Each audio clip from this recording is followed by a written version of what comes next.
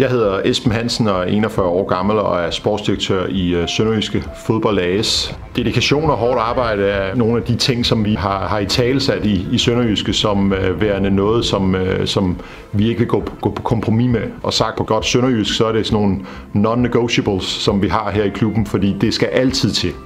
Og vi har nogle dygtige fodboldspillere, men de spillere er ikke dygtige, og ligesom vores medarbejdere ikke er dygtige, hvis der ikke er dedikation og hårdt arbejde. Så det er en af de ting, som vi kræver som et absolut minimum af alle ansatte og alle spillere i Sønderjyske. Det helligste øjeblik, vi har efter en sejr, og det mest spontane øjeblik af glæde, det er i omklædningsrummet, når vi fejrer sejren fælles dernede, spillerne og trænerne og staff imellem. Sejrsfejringer, der er i omklædningsrummet, det tror jeg også er noget, når spillerne kigger tilbage på deres karriere, noget af det, som de vil huske allerbedst.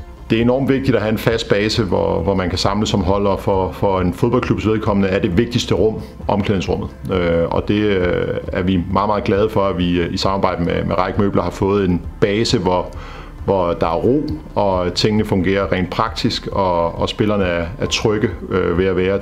Det giver også en kæmpe fordel i kampen for at lykkes som fodboldklub. Når man har et så godt miljø, som vi har dernede nu, så spreder det sig også til humøret og til de samtaler, der er i omklædningsrummet, så vi er meget, meget tilfredse med løsningen.